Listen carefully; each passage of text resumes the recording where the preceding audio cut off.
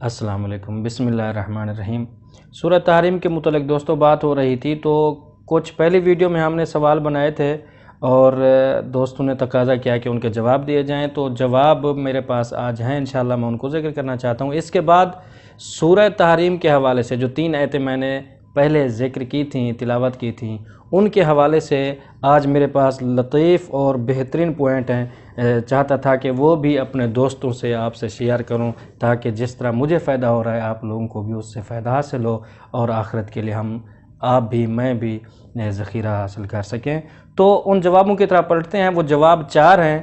پہلا سوال تھا ہمارے پاس اس سابقہ ویڈیو کے اعتبار سے یا قرآن مجید کی سورہ تحریم کی پہلی 3 آیات کے حوالے سے 4 سوال تھے۔ ان 4 سوالوں کو ذکر کرتا ہوں، پھر انشاءاللہ جو فائدے ہیں ان 3 آیات سے ان فائدوں کی طرف جائیں گے، کیونکہ اگر قرآن مجید کو فقط پڑھا جائے، تلاوت کیا جائے یا اس کے ترجمے کو پڑھ کے چھوڑ دیا جائے تو میرے خیال میں کوئی خاص فائدہ نہیں ہے۔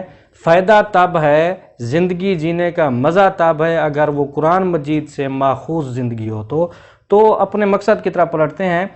پہلا جواب تھا کہ سوال یہ تھا کہ رسالت مآب صلی اللہ علیہ وآلہ وسلم کو اللہ تعالیٰ نے سورہ تحریم کی پہلی آیت میں لفظ نبی کے ساتھ کیوں خطاب کیا ہے، جبکہ اور القاب رسالت مآب کے کافی سارے قرآن مجید میں وارد ہیں کہ محمد بھی کہا جا سکتا تھا، حبیب بھی کہا جا سکتا تھا، یا اسماء محمدیہ میں سے کسی نام کے ساتھ رسالت مآب صلی اللہ علیہ وآلہ وسلم کو پکارا جا سکتا تھا، لیکن اللہ تعالیٰ نے نبی لفظ کے ساتھ خطاب کیا۔ اس کی وجہ یہ تھی کیونکہ جو مسئلہ آگے آ رہا ہے اس آیت میں کہ رسالت مآب کو حکم ہو رہا ہے کہ کیا آپ حرام کرتے ہیں اللہ تعالیٰ کے حلال کو، جو اللہ تعالیٰ نے آپ پر حلال قرار دیا ہے اسی کو حرام کرتے ہیں۔ تو یہ مسئلہ ایسا مسئلہ تھا جو شخصیت نبی کے ساتھ خاص تھا۔ ایسا نہیں تھا کہ اللہ تعالیٰ لفظ رسول استعمال کرتا اور رسالت کیونکہ باقیوں تک یعنی غیر تک متاثر ہوتی ہے،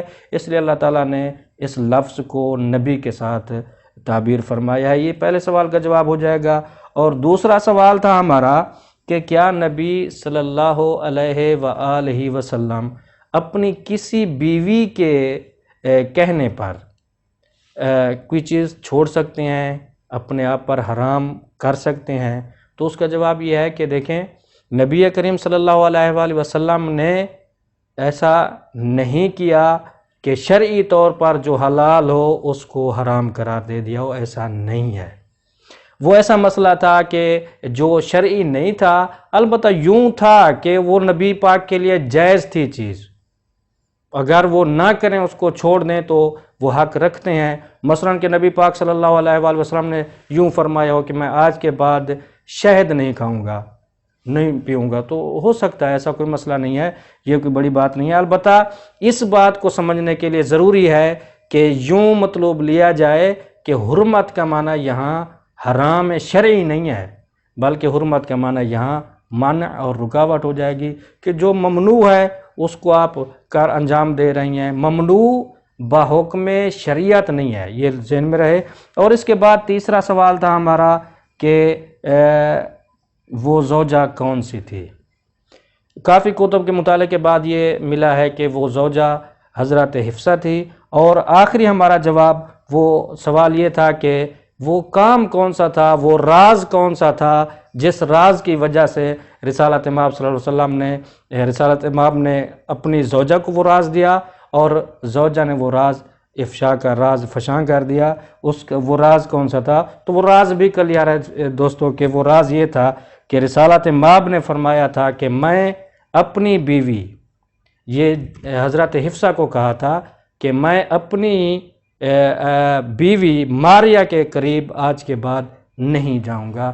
اس راز کو راز نہ رہنے دیا حضرت حفصہ نے، تو راز حضرت عائشہ کو بتایا تھا اور یہ راز آؤٹ ہو گیا تھا جو اللہ تعالیٰ کو پسند نہیں آیا تھا۔ یہ تھے سابقہ اعتراضات اور ان کے جوابات۔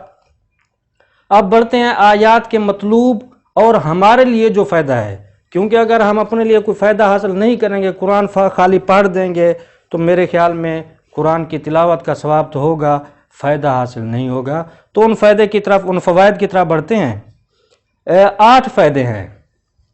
بلکہ 9 یا 8 ہی کر دیں تو 8 فائدے ہیں۔ ان میں سے جو پہلا فائدہ ہے، بلکہ یوں تقسیم کر دیتے ہیں کہ 8 فائدوں میں سے 4 فائدے پہلی آیت سے ہیں اور 4 فائدے تیسری آیت سے ہیں، اور فوائد باقی بھی ہیں۔ یوں نہیں ہے کہ دوسری آیت سے کوئی فائدہ نہیں ہے۔ دوسری آیت کا سب سے بڑا فائدہ یہ ہے کہ دوسری آیت زور زور سے یہ پکار کے کہہ رہی ہے کہ دیکھیں اللہ تعالیٰ نے اسلام کو آسان بنایا ہے۔ اگر کچھ آپ سے ہو جاتا ہے، مشکل ہو جاتی ہے کہیں کسی مسئلے میں، تو اس کا حل اسلام نے دیا ہے۔ یہ 3 آیات مبارکہ میں سے دوسری آیت کا فائدہ ہے بڑا۔ البتہ کچھ دقائق مطالب ہیں یا مفادات ہیں، ان کی طرف میں اشارہ کرنا چاہتا ہوں۔ سب سے پہلا جو پہلے 4 ہیں وہ پہلی آیت سے ہیں، اور دوسرے 4 جو ہیں وہ تیسری آیت سے ہیں۔ سورہ تحریم کی پہلی آیت سے 4 فائدے، سورہ تحریم کی تیسری آیت سے 4 فائدے، اور درمیان والی آیت تو میں نے کہہ دیا کہ اس کا بڑا فائدہ، سب سے بڑا فائدہ یہ ہے کہ اس نے اسلام کو آسان قرار دیا ہے کہ ہر مسئلے کا اسلام میں حل موجود ہے۔ تو فائدوں کی طرف بڑھتے ہیں۔ پہلا فائدہ جو پہلی آیت سے ہے وہ یہ ماخوذ ہوتا ہے کہ جس طرح ہم لوگ کسی امر خدا، جو بھی امر آتا ہے اللہ تعالیٰ کی طرف سے، جو بھی حکم آتا ہے اللہ تعالیٰ کی طرف سے، جس طرح ہم مامور ہوتے ہیں، ہم اللہ تعالیٰ کے حکم پر عمل کرنے کے پابند ہوتے ہیں، اسی طرح رسول ہو یا نبی ہو وہ بھی مامور ہوتا ہے، اس پر بھی ضروری ہوتا ہے عمل کرنا۔ ایسا نہیں ہے کہ نبی پاک یا رسالت مآب ہمیں حکم دے کر چھوڑ دیں کہ میں اس سے مستغنی ہوں، ایسا نہیں ہے۔ جس طرح ہم پر ضروری ہوتا ہے نبی پر بھی ویسے ہی ضروری ہوتا ہے۔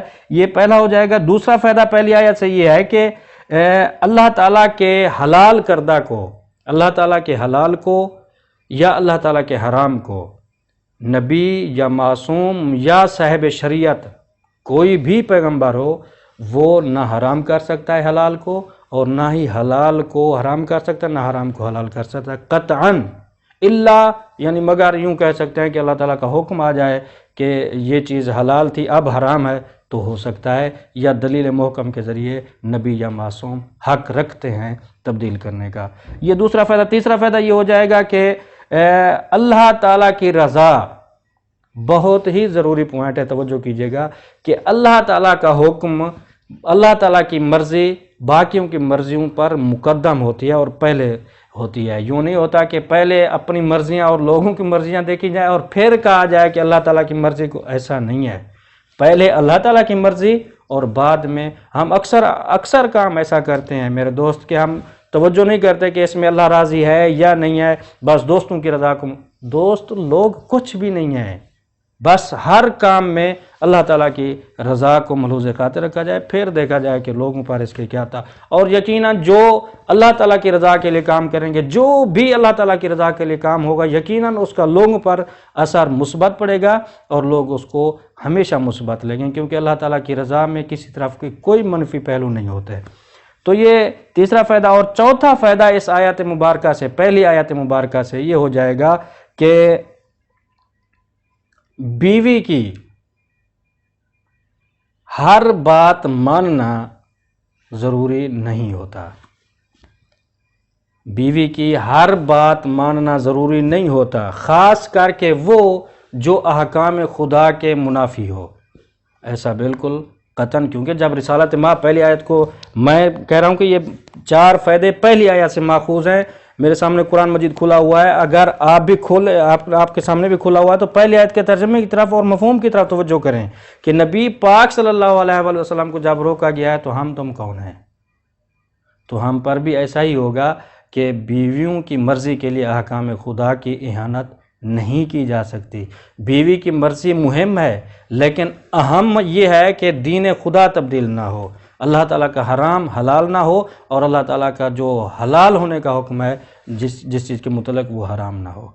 تو یہ فائدہ ہو جائے گا۔ اس کے بعد آخر تیسری آیت کے طرف میں پلٹتا ہوں، اس میں بھی میرے بھائی 4 فائدے ہیں۔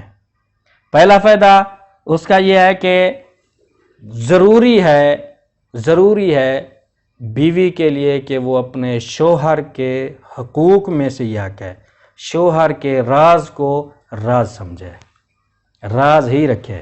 ایسا نہ ہو کہ رسالت مآب صلی اللہ علیہ وسلم کی طرح جناب نے راز دیا اور آپ کی بیوی نے اس راز کو فاش کر دیا، ایسا نہیں ہونا چاہیے۔ بیوی پر یہ لازم ہے، شوہر کے حقوق میں سے ہے بیوی پر کہ، اور اسی طرح اس طرح بھی حقوق پلٹتے ہیں۔ ایسا نہیں ہے کہ مرد راز کو فاش کرتا پھرے، ایسا نہیں ہے، نہ وہ راز کو فاش کرے اور نہ یہ راز کو فاش کرے۔ یہ قرآن مجید کے حکم اور آیات سے ماخوذ ہے، اور یہی چیزیں دوستو، یہی چیزیں ہی مطلوب ہیں قرآن مجید سے کہ ہم زندگی گزارنے کے پہلو کس طرح کسب کریں گے قرآن مجید سے۔ آیا ترجمہ پڑھ لینا کافی ہوتا ہے یا تلاوت، ایسا کچھ نہیں ہے، تلاوت کرنا کافی نہیں ہے، ثواب ہے امنا و سلمنا، اور اس کے بعد ترجمہ بھی پڑھ لینا یہ بھی ناکافی ہے جب تک اس آیات سے ہمارے لیے کیا حکم ہے، ہم کیا اس سے کسب کر رہے ہیں، ہم اپنی زندگی میں اس کو کیسے لے رہے ہیں، یہ جاننا ضروری ہوتا ہے۔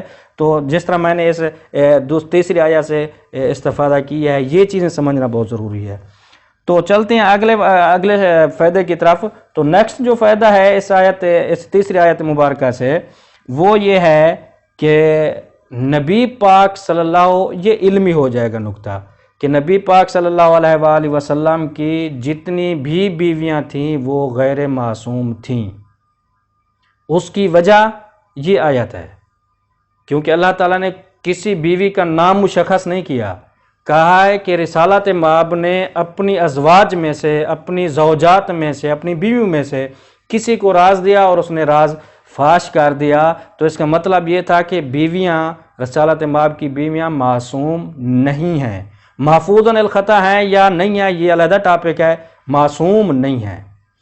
تو یہ بھی استفادہ ہو جاتا ہے اس تیسری آیت مبارکہ سے۔ اور ایک فائدہ ہے اس تیسری آیت مبارکہ سے، وہ بھی بہت لطیف ہے، وہ بھی ہماری زندگی میں کام آنے والی چیز ہے، کہ نبی پاک صلی اللہ علیہ وآلہ وسلم جیسی شخصیت بھی گھریلو مسائل سے دو چار تھی، وہ بھی نہیں بچ سکے۔ تو ہمارے لیے بھی ایسا ہی ہے کہ ہر بندہ اپنے گھریلو مسائل میں پریشان ہوتا ہے، لیکن ان پریشانیوں میں پریشان ہو کر الجھ نہیں جانا چاہیے، ان کو سلجھانا چاہیے۔ اللہ تعالیٰ نے انسان کو طاقت دی ہے، ایسی طاقت دی ہے دماغ، کہ وہ ہر گتھی کو سلجھا سکتا ہے۔ اس طرح بھی میرے بھائی ضرور ملتفت رہیے گا کہ رسالت مآب اگر مسائل سے دو چار تھے، گھریلو مسائل سے، یہ بھی آیت کے مفہوم سے، میں اپنی طرف سے نہیں کہہ رہا، جو مفہوم ذہن جو سمجھتا ہے آیت سے وہ ذکر کر رہا ہوں۔ البتہ یہ ہے کہ ان کو کسب کرنے کے لیے ایسا نہیں ہے کہ ہر ذہن جو ہے نا اس کو کسب کرے، سلیم عقل چاہیے اور مطالعہ اور دقت چاہیے۔ ایسا نہیں ہوتا کہ انسان جو ہے نا اپنی مرضی سے کچھ کہتا پھرے، قرآن مجید ہے اس میں ضروری ہوتا ہے کہ انسان سوچ سمجھ کر کوئی بات کرے۔ تو دو چار سے ان مسائل سے دو چار نبی کریم صلی اللہ علیہ وسلم بھی دو چار رہے ہیں، ان مسائل سے کوئی بڑی بات نہیں ہے۔ آخری فائدہ ہے سے لاسٹ آیت سے، تیسری آیت سے، وہ یہ ہو جائے گا کہ جو بندہ، بہت ہی کام کی بات ہے، جو بندہ کسی کے راز کو فاش کرتا ہے، اس کے راز کو یا اس کے جو مخفیات ہوتی ہیں اللہ تعالیٰ ان کو فاش کر دیتا ہے۔